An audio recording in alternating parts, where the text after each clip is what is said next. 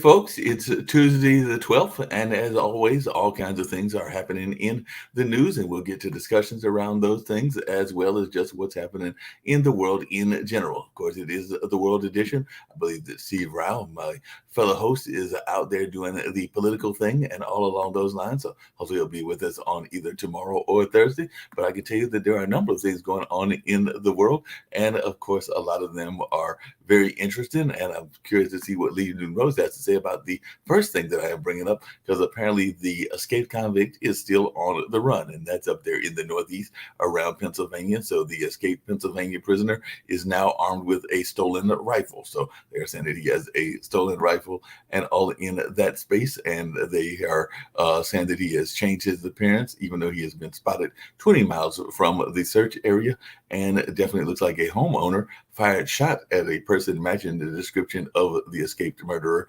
Daniela Cavalcante. And it looks like Dog the Bounty Hunter may be joining the search for said escaped convict and all along those lines. So that is definitely something that I know the news media has been talking quite a bit about, is this nature of what's going on with that escaped convict and all along those lines. So that is something that we are seeing. Just like yesterday, we had the salute to 9/11. As a matter of fact, I think we got to get to Lee Newton Rhodes and Jacoby if he appears on to find out where they were on that particular fateful day and everything. But there were a number of memorial events that marked the 22 years since the attack and remembers those who died. And New York City paused to remember those killed in the 9/11 terror attacks on yesterday. So that is something that we are definitely seeing in the news and along that kind of space. So there is a number of those salutes that were going on, even though I understand that our president, Mr. Biden, may have got in trouble and caught some flack because of where he decided to do his celebration of that event, because apparently he was doing it in Alaska. So there was some pushback to him doing his honoring of that fateful day there in Alaska. And I'll have to find out exactly what some of the pushback was, and maybe some folks can share with me what the pushback was and all along those lines. So there's definitely something that is going on in the world and in that space. And by the way, speaking of the Northeast, a Massachusetts city has declared an emergency after catastrophic flash flooding. So that was in Leominster. So that is something that is going on. And as a matter of fact, there are folks that are in shock because a life-threatening flash flood was swamping the Massachusetts town, and there were potential dam issues that prompted the evacuation. And it looks like more wet weather might be coming that way because of the storm Lee that has been hitting folks. I know we got some remnants of that, I believe, a couple of days ago, and it might be coming back on our track here and impacting our weather on tomorrow, if I'm remembering correctly, because I do think that we're getting some rain. I don't know the nature of the rain on Wednesday and possibly Thursday as well, but I'll double check that forecast and make sure that that is correct and all along those lines. And of course, we know we oftentimes talk about politics, and one of the politics things that is going on is that Speaker McCarthy is expected to endorse the impeachment inquiry into President Biden. So he has greenlit that particular project and all along those ways. So we'll see if there's going to be conversations around impeaching President Biden, just like there were conversations around at one point or another impeaching Trump. So if we have two presidents back to back that we're facing impeachment, it looks like we may be heading that way and all in that space. And Donald Trump, speaking of him, has seeking recusal of the judge presiding over his federal January 6th case.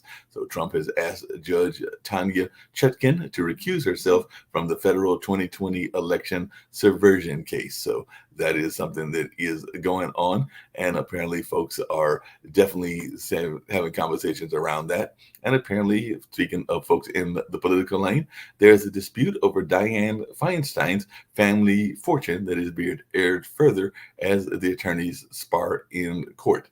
So Feinstein is battling over her late husband's fortune, and that apparently is heading to mediation. So that is something that is going on. And apparently, the Stinson Beach home is at the center of Dianne Feinstein's property feud, listed as coming soon for $8.5 million. Who knows? Maybe Nick's got $8.5 million just laying around that he might want to use to get said home and all along those lines.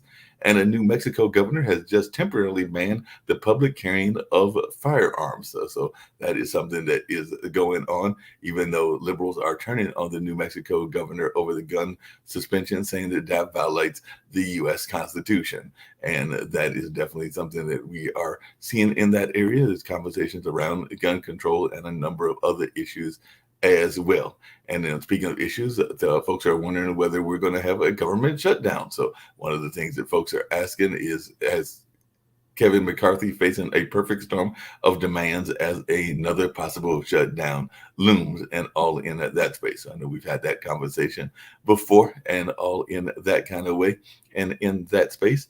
And then apparently up there just north of us in Virginia, a Virginia Democratic candidate posted some activities that were going on with their husband online while soliciting tips and all in that space. So that is something that is, I'm sure, going to be out there, because there are apparently leaks of the tape showing her being engaged in activities that couples are sometimes engaged in and all in that space. So it seems like it was two consenting adults, and I'm thinking that the opposition found the tape some kind of way and released the tape in order to embarrass that potential candidate and all along those lines. Well, actually, that candidate, there's no potential to it. They are actually a candidate and all along that kind of way. So that is definitely something that we are seeing, the whole notion of privacy and the impact of privacy as well. So I'm sure that I'll be interested to see what Nick has to say about that and all along those lines. So I'll bring him up very shortly. And apparently, speaking of the devastating storms that I just mentioned earlier and everything, 10,000 people are missing and thousands are feared dead in Libya, as Libya has been devastated by the floods that are the result of Storm Daniel. So that is something that is going on. So some folks are saying, one of the ministers there, that Derny City looks like a tsunami hit it and all in that space. So that is something that we are seeing in the world. I know that Nick has said that he is a fan of Morocco and all in that, but it looks like that particular country has been impacted by a earthquake. So Morocco's reluctance to accept quake aid is baffling some of the foreign governments and all in that space. But definitely that is something that is going on in a small village in that particular country as well. And North Korea's Kim Jong-un is arriving in Russia, state media report, and it definitely looks like there might be some conversations around arm deals and all in that space. And American Mark Dickey was rescued after more than a week in Turkish caves. So he was over there, I think, doing some research and other things, and he has been out there and has definitely been rescued. And Nobel laureate Maria Ressa is acquitted of tax evasion in the Philippines. So she has been acquitted of her latest tax evasion charges and all in that space. And it looks like Putin has said, or at least there are some reports that he said, that sending Soviet tanks into Hungary and Czechoslovakia was a mistake. So that is something else that is in the news as well.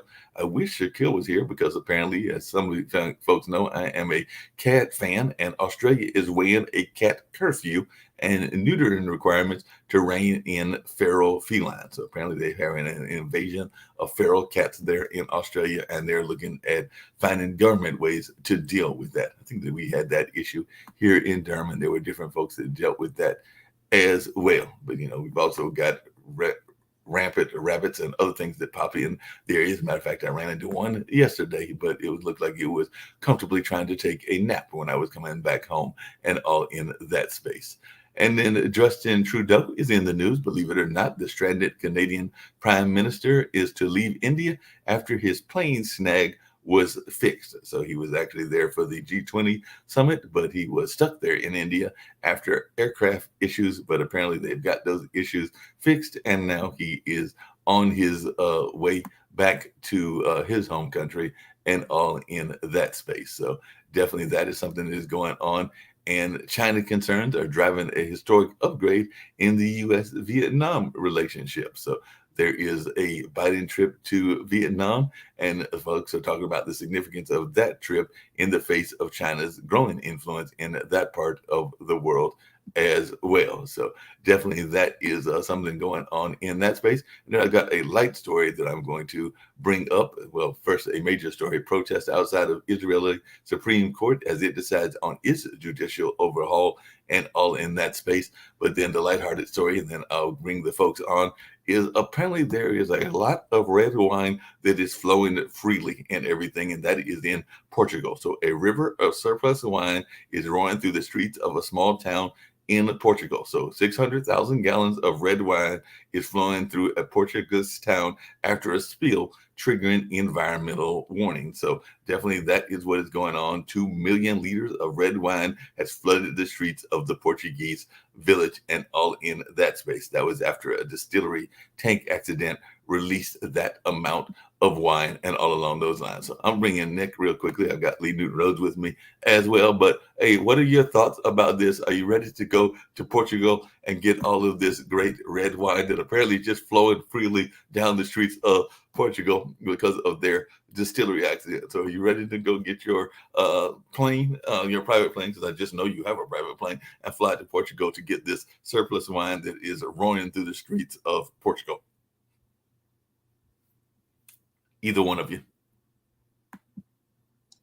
Okay, Mark. Yes. Time to go to Portugal. Next on the list. Just got back from Morocco. Every time I go to a country, disaster follows just as I leave. And unfortunately, that happened in Morocco. Although I never made it far south as Marrakesh, because the driver goes, oh, it's 8 hours one way, 8 hours back. Too many people complain about the trip. So we're just going to stop at Fez, and we just didn't go so far as Marrakesh. And the High Atlas Mountains, it is a big tourist trap. I'm surprised no Americans were killed in that, because it's flooded with the people from the U.S. The King of Morocco made it one of their plans is to increase tourism, so it's 20% of their GDP. So they're very friendly to come to Morocco, visit Morocco, go to the beaches. You know, it's a pretty hip place to be. And that's what Morocco is right now. It's really very tourist. Casablanca, Fez, Tangiers, Chefchaouen, which is this beautiful blue city they have in the middle of Morocco, Volubilis, an old, believe it or not, Roman settlement thousands of years ago. They filmed Patton there. They made it Carthage, but it wasn't Carthage. They actually filmed it in Volubilis, which is right outside of Rabat. So it's a very interesting country. It's big geographically. I mean, it would be like the eastern seaboard of the United States. They haven't had an earthquake like that in 100 years. Wow. You know, so they're just not prepared. The infrastructure isn't there for having this type of catastrophes. It's really bad. And then Libya just got hit with this major storm, purportedly 2,000 people killed. And then you start learning about what's going on in Libya. Apparently the Russians took over one part of it. The government has the other part. The place is kind of like a political nightmare right now. So since Gaddafi got killed. So, you know, you have some, by the way, Morocco is very safe, town, safer than the United States of America. That's really sad to say, but it's absolutely true. If you said what's safer, the U.S. or Morocco, 4 times safer to live in Morocco than it is in the United States of America. So, Nick, what's interesting about Morocco? It's a small country, but the quality of middle and long distance runners coming from there is amazing. The depth of runners they have there. Yeah, they definitely got a. Well, the thing is, they're big into the one thing they do weird over there that they don't have in the United States. People walk in the streets.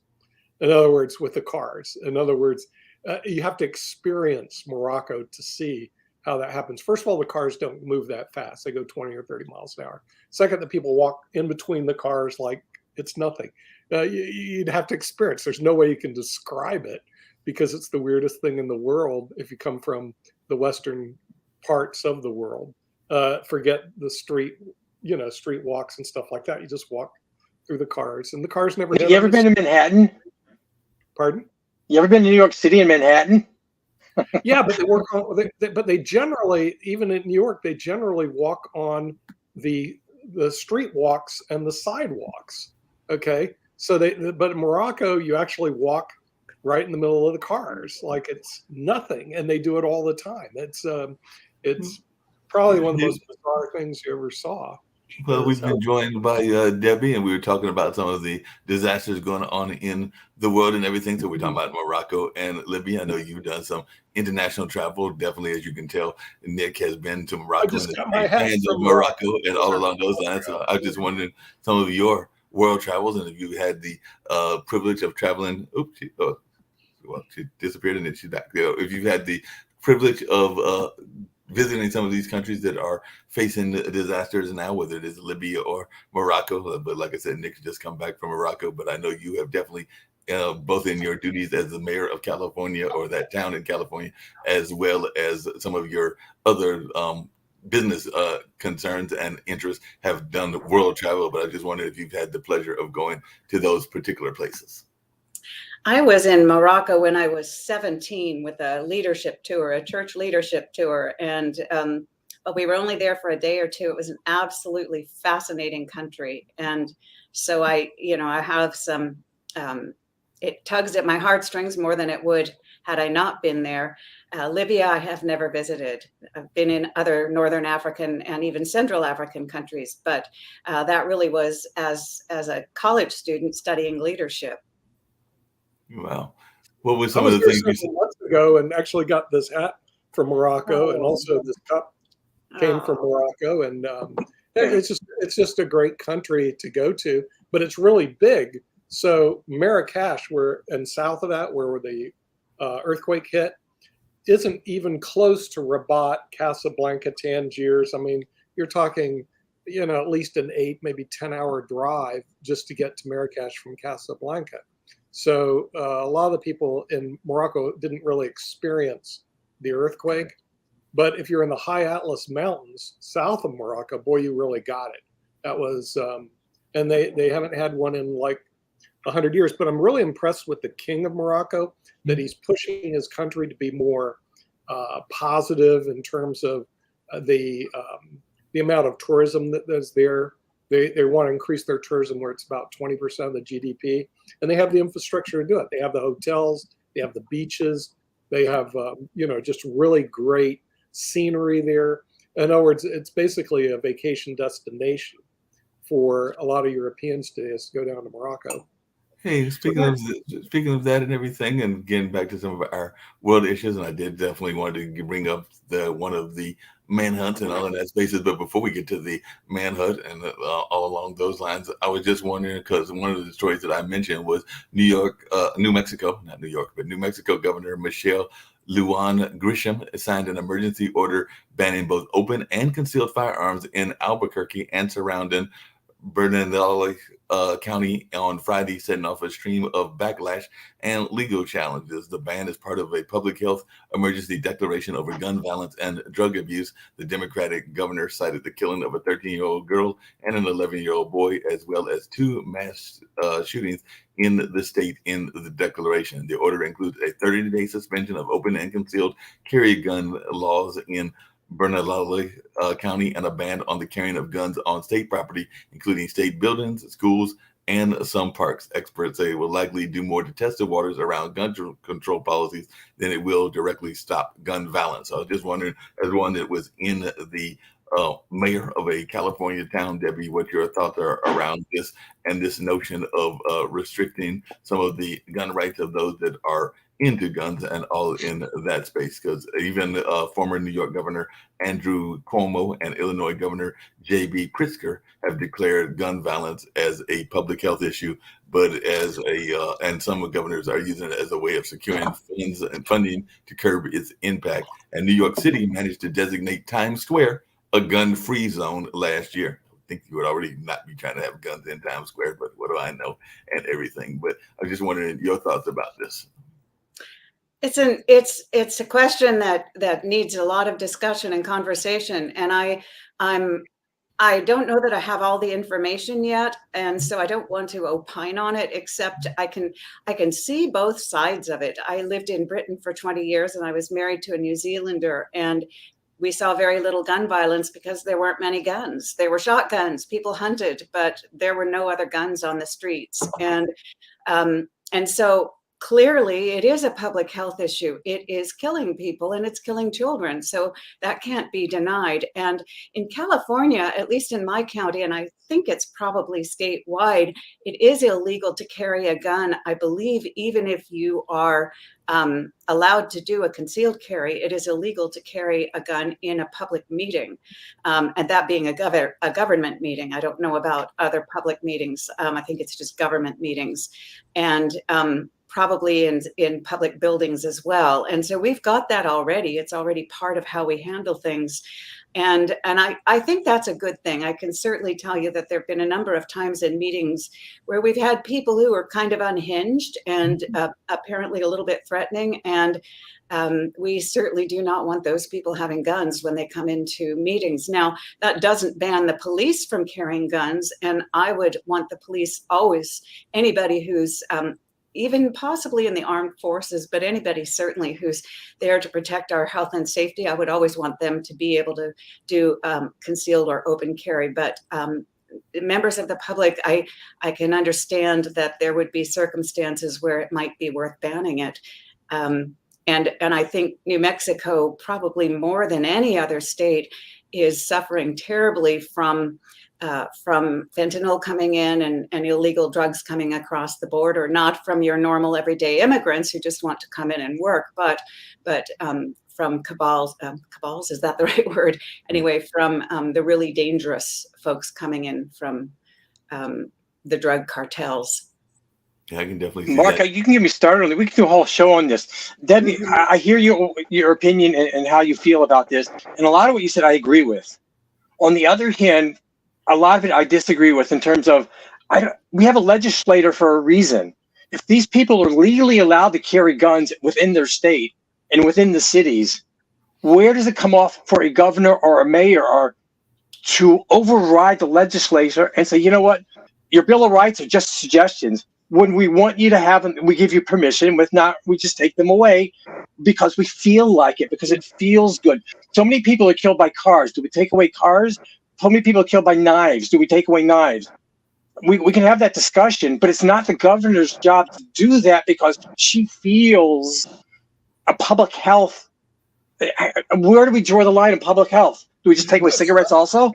I totally disagree. It is the governor's job. They're supposed. Why do we have legislators then? Why do we elect legislators? No, the governor is the leader, the executive of the state. Pass a law then, Nick.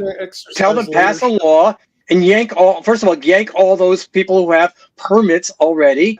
Get rid of the Second Amendment. Let's just say it. Second Amendment is null and void. And Nick, who's going to listen to this? Okay, just the law-abiding citizens. Criminals aren't going to listen to this. She even acknowledged that. That's absolutely not true. That's a bunch of gun lobby garbage. Let me tell Criminals you. Criminals are going to listen to this.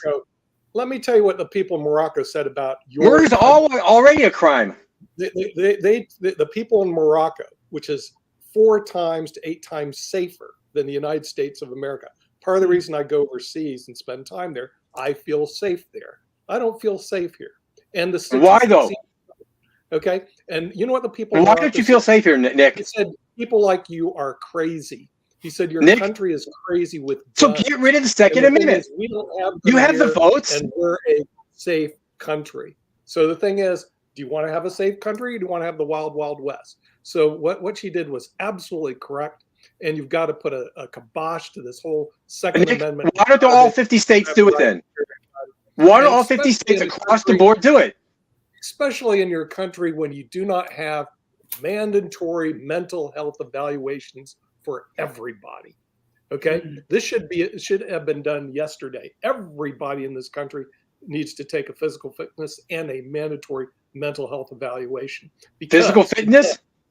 How fast do we have to run? Mental health is just as important, if not more important, than physical fitness. So we don't have that here. So until you have this placed in this country, your country's not safe. And I hope she sends the gun lobby into craziness by putting executive orders like that. Why don't all mayors and governors follow the line? I just mentioned some other mayors and other governors that are doing that. Spain and Morocco, it works. It works around the world. Nick, you're not addressing my question. Why don't all 50 states just say, public health, guns are not permitted anymore? Sorry. Too bad. Good idea, unless you pass. Why aren't they doing that if it's such a brilliant idea? Hey, listen, it's a great idea. You pass this mandatory mental health evaluation. Pass it. You don't pass it, you don't have a right to gun. You don't have a right to gun because you breathe. Where do you come up with this in the Second Amendment? Hold on a second. Quick question. This is actually for Debbie and all along those lines. But I do remember that decades ago or sometime back, there was a attempt to get a federal amendment done. I think it was the ERA amendment, Equal Rights Amendment, and everything. So I know it is not as simple a process as folks think it is. So if, to Lee's point, that folks wanted to either amend or change the Second Amendment, wouldn't that take like a significant process to get done? Because as I recall, it took a while to get the votes for the ERA, and I don't think it ever came to vote because they wasn't able to get the full amount that was needed and everything. But am I not correct in thinking? And Lee, Nick, you're an attorney. Mark, there is a procedure. Prohibition wasn't popular. They got rid of it. If the Second Amendment isn't popular, just get rid of it. But I don't think you can. What's the procedure for doing that? I don't think you can. To answer your question, Mark, I believe it's a 75% vote to Right. change an amendment. So yes, it's a big deal. And that's one of the dilemmas we face in our country is that we are 50 different united estates or states, and each of us has independence. The federal government doesn't have a whole lot of control over what we do. And to address what you said, Lee, there are circumstances in which mayors and governors are able to make determinations. And this particular governor in New Mexico is making that determination under a public health opportunity to do that. Now, if that's whether or not that's appropriate is another question. And I think all of the things that have been raised by everyone here are things that we really do need to talk about. I love the idea of a mental health evaluation. And personally, I like the idea of a physical evaluation too, because I certainly was asked to get a gun by several of my constituents because they were concerned for my safety and well-being. And the reality of it is I have to have a certain level of physical ability to be able to even use a gun. And, the likelihood of me having one when someone decides they want to shoot me or bump me off is really pretty slim. And no matter what my level of physical fitness is, but I do think that there is something to be said for at least a level of ability to actually use that gun if you need to. And Debbie, along those same lines, and I've brought it up on this show before.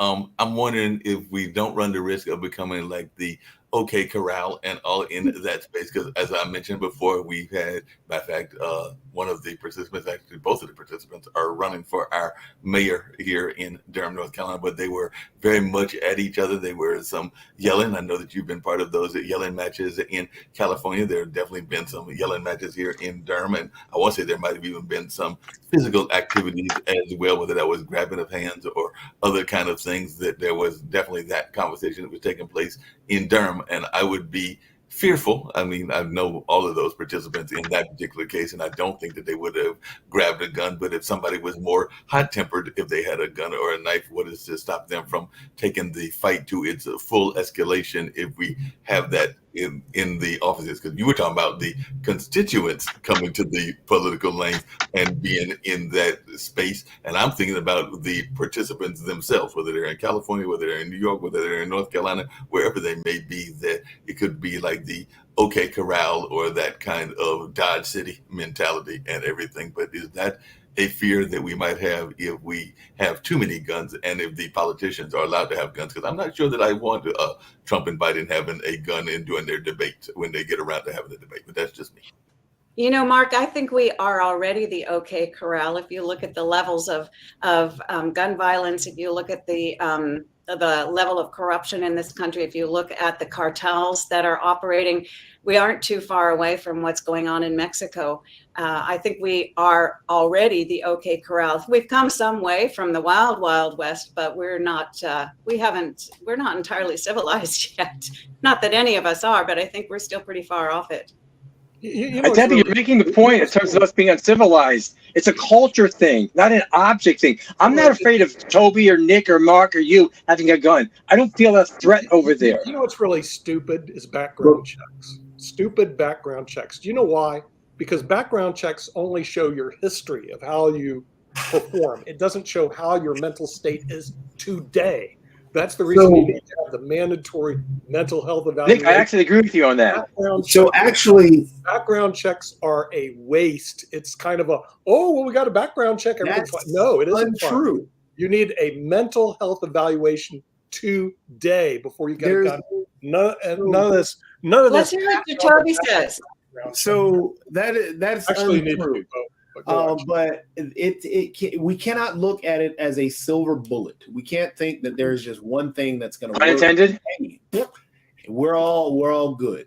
And what you're talking about, Nick, background checks do help. And there is no thing in the world that's like Minority Report where we can see the future.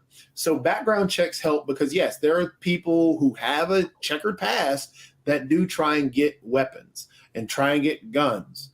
So having a background check helps. A mental health screen helps. That is something that we definitely need. And the mental health screen should happen at least every 2 years, because in the way our lives change, that could honestly help and stop people or stop things from happening. If what you're talking about, Nick. So yes, mental health screens on a regular basis. Then a physical screen, just as what Debbie was talking about. Yes, having those classes, because with what you have to do to get a gun, the class itself, you don't have to retake that. You can get a gun and you're good. You take the one class and you're done, and you don't have to do anything else afterwards to maintain that gun. Make it a responsibility. Right now, the guns are a toy. The guns are fun. The guns are, hey, it's this joyous thing. It's not supposed to be that way. It's supposed to be a responsibility. It's not supposed to be this, we don't have a culture around hammers. We don't have a culture around screwdrivers. A gun is a tool. A gun is we do on knives. Really? Yeah. So just do this then. Let's remove guns and let's actually have that culture around knives. Fill that void of we don't have a culture around butter knives. Let's go ahead and let's fill that now. Let's have a culture around butter knives. Jacoby, I hear your point, but how do you interpret the word "shall not be infringed"? You have no right to own a butter knife. You do have a right to own a gun. But how do you interpret? Living in the 1700s. How do you interpret? How do you the problem is a lot of you Americans live in the 1700s. I can't hear Nick and Zoe at the same time. I'm sorry. Hold on real quick. Listening to dead white people. Yes, exactly. So Lee, to your point, when you're talking about 1700s, and that's when you're talking about how do you regulate not being infringed upon, how do you regulate or how do you interpret well regulated? You know, one of the things I'm not a lawyer on that. I'm just the words shall not be infringed. That's to me. Regulated is there. Why do you keep ignoring that? Well regulated. They should just get rid of it altogether. Hold on a second. I want to hear from Debbie. Hold on a second. Go for it, Nick. Just like prohibition. Go for it. One of the aspects. I think one of the aspects. Hear what Debbie has to say. one of the aspects of well-regulated means that just like we used to not have computers that would speak to each other across networks, and we finally got that resolved, we've got that same issue across the country with our 50 states and our different municipalities, that we aren't able to communicate across the board about issues where guns are concerned. And if we could if we could communicate better across the board, if our software worked better, then that would be a big part of those mental health checks, those physical health checks, those background checks. And I will say, absolutely, background checks are huge. And let me give you an example. Now, this isn't about guns, but it is about felonies. In my city, my corrupt city council chose only people with felonies to open cannabis dispensaries. And of those 3 that were opened, that were given permits, every single one of those felons recommitted. Every single one recommitted, and 2 of them are shut down now. So I think, to Toby's point, you do a background check, you see that someone does felonies, you elect someone, you see how they operate. People remain consistent for the most part. So you see someone in a background check who's a problem, you elect someone like Trump, don't be surprised when they behave the way they've always behaved, because that's who they are. If they change to be more civil, that's great. But for the most part, people are who they are and stay that way. And to touch on that point, it's just interesting. The biggest argument from those who keep saying that guns aren't the issue and this and guns, freedom. Well, it's not these regulations only affect law-abiding citizens. Well, if you do a background check and find out that background check or that person is a criminal, don't you want to do that? Or are you just saying Toby, I'd be interested. I don't know the number. How many background checks fail? I'm curious. I don't know the number, but I imagine it's probably very, very, very little. No, but that's not the point. How many background checks stop criminals from getting backgrounds or from getting guns? Or better question: how many criminals stop getting guns because they might have to go for a background check? Well, but that's the thing, Lee. That's the point. Lee, to your point, there is. And then I have a reply for Toby. It was one of the other news stories I mentioned earlier. There was a inmate that is out there from Pennsylvania that is still on the run, and apparently he has got a gun because he either stole it or he grabbed it from somebody. It might have been the person that fired at him, because I know that somebody was firing at that. I heard that also, yeah. Inmate and all in that space, but he is now on the run with a gun and all in that space. So I didn't know if you had any thoughts or any updates on that particular case, because like I said, I'm surprised that they haven't caught him as of yet, because I want to say he's been gone for almost. I'm surprised he got out, how he escaped. Yeah. Well, I still don't fully understand that. But take that example, an inmate who escapes gets a gun. By your logic, you can say he can go into a store and buy one. If I'm not mistaken, felons are not allowed to own guns. How are they blocked? I think it's illegal. I'm sorry? How are they blocked from having a gun? I understand. I think felons are. That's always a problem with Hunter Biden. I think felons are. It's illegal for them to have guns already. But if they go to the store, they go to the gun shop. Is the gun shop actually going to question why they are getting the gun? How are they going to know it's a felon? Is I think the point that Toby's making is how will they know that do they have to fill out? Don't you have to fill out a form? What form? This is the whole thing with Hunter Biden. He had to fill out a form and answer a whole bunch of questions. Which form?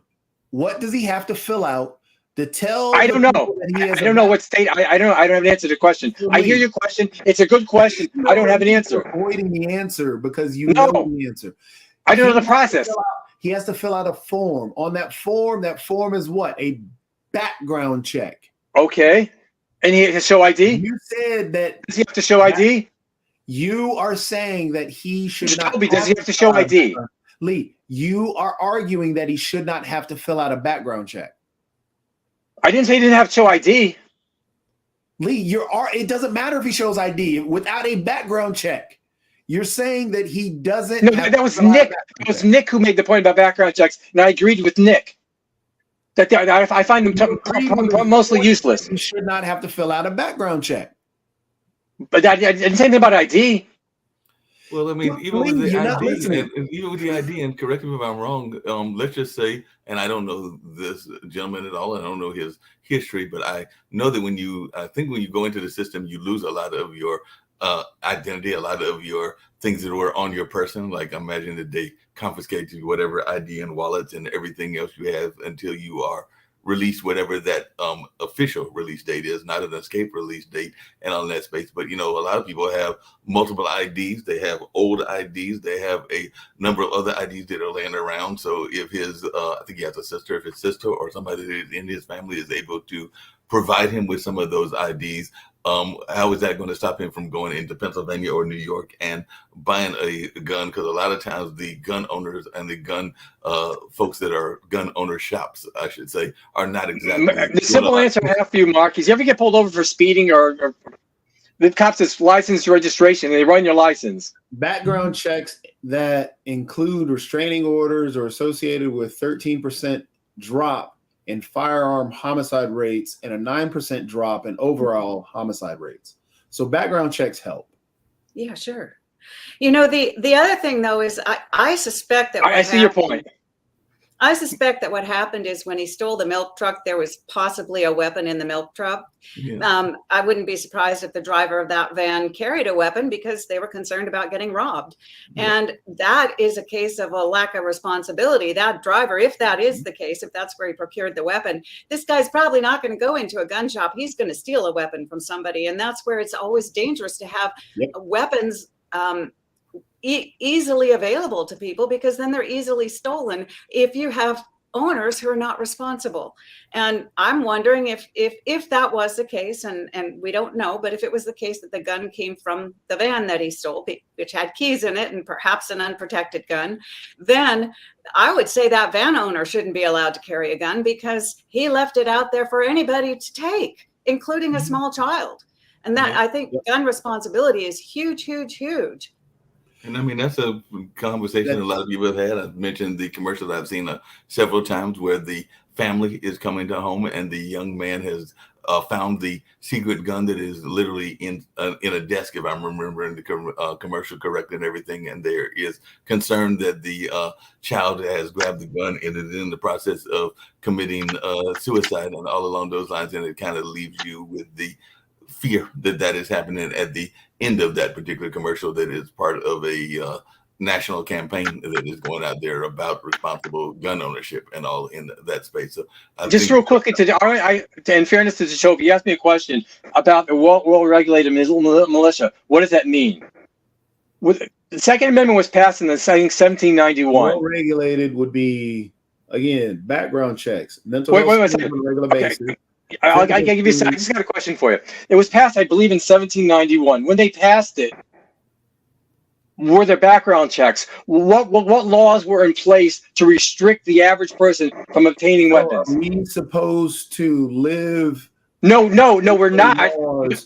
The Constitution provides a process to amend the Constitution. What we shouldn't do is on our own just ignore it. The Second Amendment was written when? In the 1700s. 1791, I believe.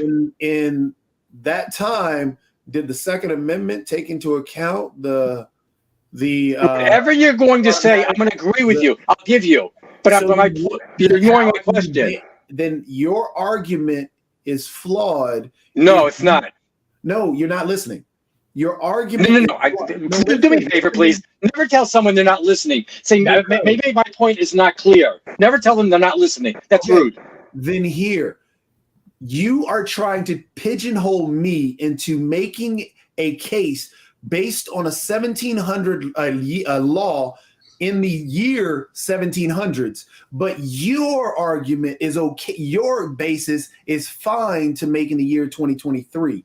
You're saying that I cannot look at a law based in 2023. I have to look at the law in the 1700s, but you aren't allowed to do that. You're telling me, well, in the 1700s, they did not do this.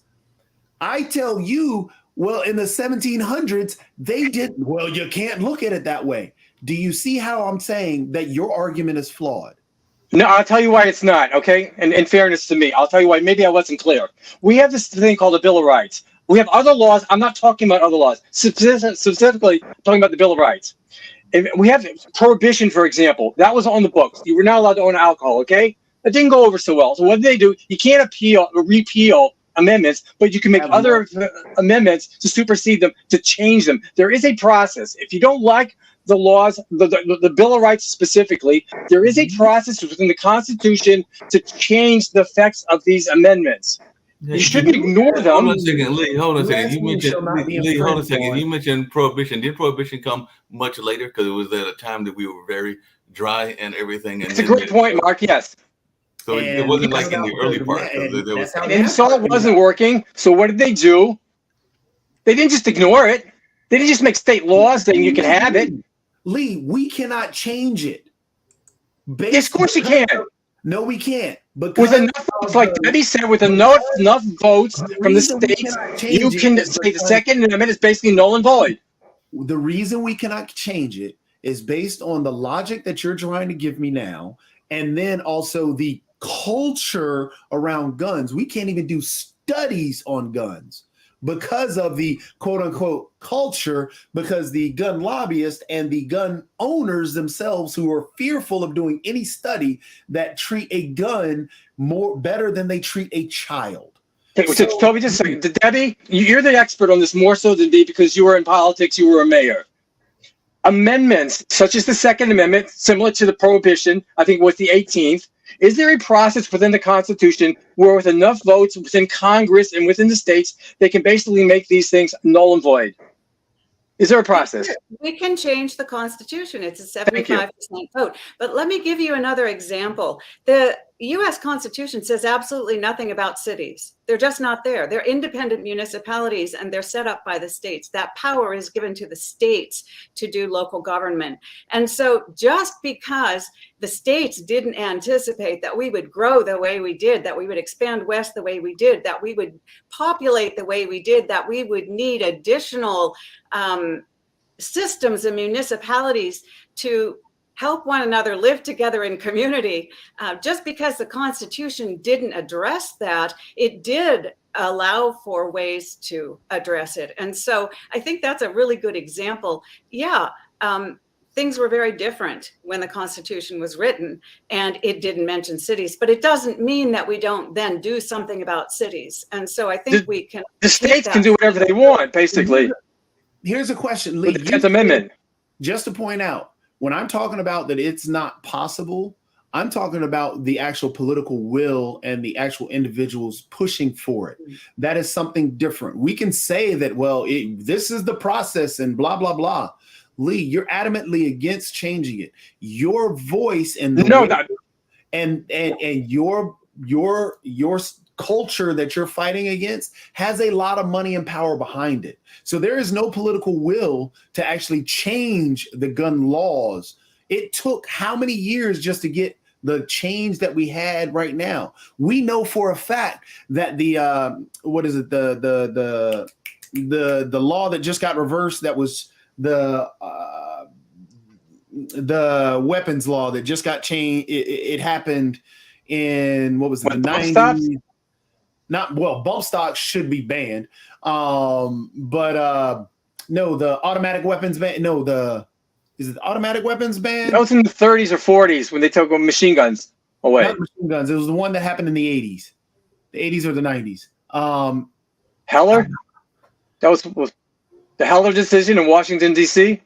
No, that was dealing with a handgun.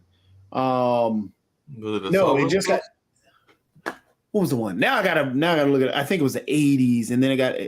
Well, you're looking that up, and I was going to divert the conversation just slightly. And I know we've only got a few more minutes because we've been having a very adamant discussion around gun laws and everything. But Debbie, I did have a question because I brought up this story as well. How much do you think candidates have a right to privacy and everything? Because apparently there is a Democratic candidate, Democrats once again, that is doing what Cuspos will do, but apparently they were doing it online and they were doing it in front of a virtual audience, including asking for tips. And Toby knows about that tip method that exists in Twitch and other things along those lines. So apparently this particular candidate is a mother of two and is definitely an unconventional candidate. Folks definitely say that, and she is a nurse practitioner, but definitely this is now come up because they put it online and were asking for tips, and I'm sure that the opponents are throwing that out there because they were involved in whatever sex acts they might have been involved in, and we're asking for tokens and all in that space. And it was on Chatterbait and all in that kind of line. But how much do you think candidates have a right to their privacy, or did she step over the lines by putting it online, even though she did that a couple of years ago? I think she did it back in September of last year. Well, I think people do have some rights to privacy. Obviously, your personal life, and the law says that the law does protect you from people interfering too much with your personal life. What you say publicly, what you do publicly, is not protected, particularly not as a public figure. And so if she was putting sex acts online, and I didn't see the story, but if that's the case, that she was putting sex acts on the line out online 2 years ago, yeah, I think that's anyone's information. She put it out there. And so she ought to know better. She's well educated. She's a mother of two. And if she wasn't smart enough not to do that, then she's going to pay that price. And it's even though she did it on her own time? Own time isn't relevant. We all know that you put something online, it never goes away. And if you don't know I that, understand that. you're a nurse practitioner and a mother of two, then I guess you deserve what you get. I don't have any sympathy for that. It's just plain stupid to do it. And I'm not saying it was a smart decision, but yeah, it was not you're doing it on company time. So I'm not sure where we draw the line. Yeah, apparently she was doing it with you her never do it husband. on company time. If you do it on company time, you should be fired. Right, If I you do it agree. on government time, when you're working for the government, you should be fired. The voters shouldn't reelect you. But if you do it on your private time, even so, you're still putting it out there online. It becomes everybody's business, becomes everybody's information. It's almost impossible to protect that. And certainly by 2 years ago, we all knew that. Even if it was a legal activity she did? Illegal? Illegal. Yeah, it was Legal. like I don't think no one's saying she broke the law. No. Oh no, that's irrelevant. I think the point is, if you're stupid enough to put something online like that, then you are risking that it will get out there, and we all know that. We know that. So she took that risk. So tell me what's your thoughts, because apparently she's an influencer of sorts and everything. That's what I think they said when they said that she was an unconventional candidate, because apparently she's got more than close to 5,770 followers on that particular website. And it's the whole token kind of aspect that I know a lot of folks use in that space and everything. So I don't know if that's a lot of folks or not a lot of folks to have as your followers. Yeah, I don't think she has any right to privacy on that. No. Now, if someone had come in and filmed her against her will and put it online, that's a different thing. That's malicious. Right. That's fine. That's a different Like revenge thing. porn. Yeah. If she put it out there, she made a choice. And if there end up being consequences to her choice, she made the choice. And as an influencer, she knew the consequences. She knew what she was doing. If she didn't, she should have. It's a fair point. Yeah, very valid point and everything.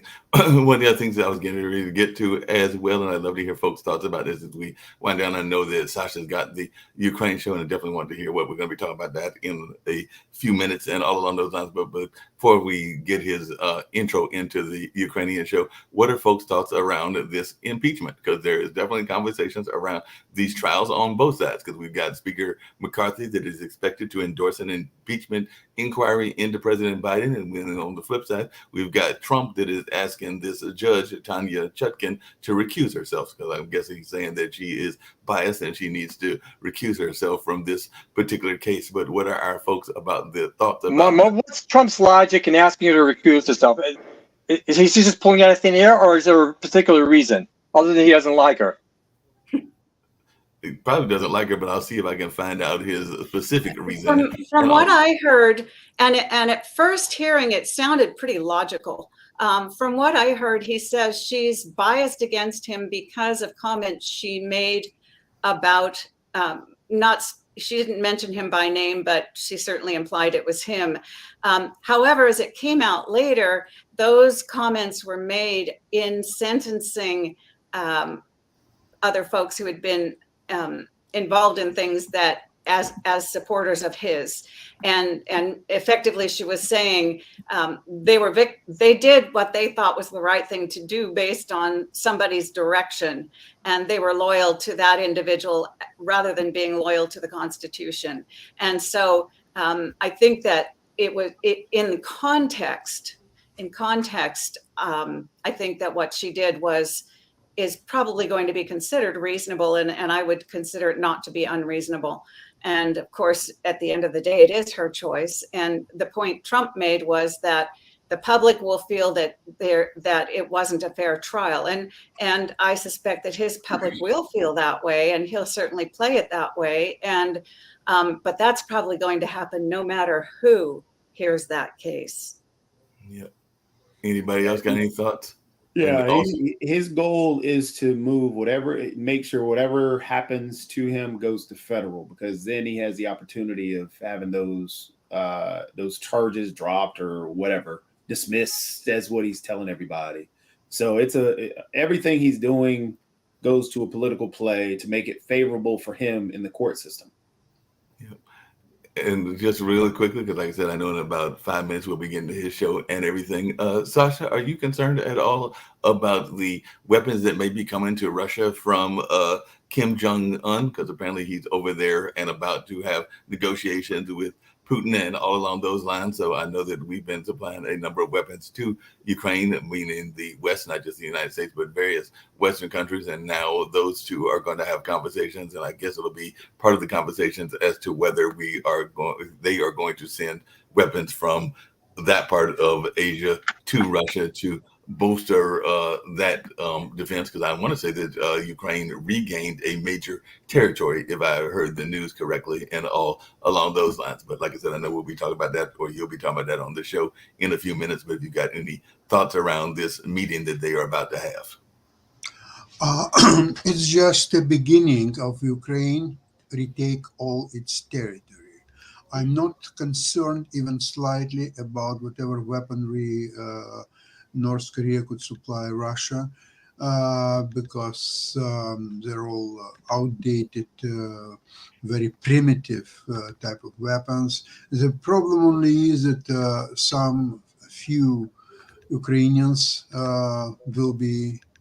would be killed by this same weapons. That's only my concern about that. It will not affect the result of the war. It will not slow down Ukrainian advance, and Ukrainian will win this war. The question is how much territory they will retake by the end of this year. But in my opinion, and some Ukrainian sources that I trust, their goal is not so much to retake as much territory as possible as to kill as many Russians as possible. Because if you kill as many Russians as possible, then the territory will become yours simply by default. There will be no one to defend it. Okay, so don't worry about the territory. On recent sources that I've seen, like Ukrainian Pravda source, there is no day that at least 500 Russian soldiers were killed, and that includes officers and so on. So 500 plus every single day. So you can see that all Russian mobilization and all the efforts to prolong this war, there is a price to be paid. And the price is paid not by Putin, but by Russian people. Yes? Yeah, I hear your points, and I don't necessarily disagree with them, but you keep saying killed the Russians as opposed to capture. No, there is no time to capture. No prisoner of wars? You don't want to take any prisoner of wars? Let me correct myself. Not to kill, eliminate. It's much nicer. It's much more civilized. So I'm not propagating for killing people. I'm talking only about eliminating your enemies. You'd be opposed to taking prisoners of war? it's not up to me. It's what's happened on the. All I see is 500, 560, 610 every single day eliminated instead of killed. Eliminated. I liquidate. I know what you mean. Yep. And on those That's on all those that lines, counts, and that doesn't count the wounded, captured. There are for sure some soldiers who are being captured too. No, but you see, in this weapon systems that we have now on a battlefield, it's very difficult to imagine a captured soldier simply because the weapons are so precise. So when you're trying to shoot, you're shooting to kill. You're not shooting to capture. You're shooting to kill. And these weapons are very precise. And Ukrainian, for example, even if you take artillery, Ukrainian is much more precise. It shoots farther than Russian artillery. And now Ukraine has an advantage. Where Russians, a year ago, Russians were 10-1. No, not any longer.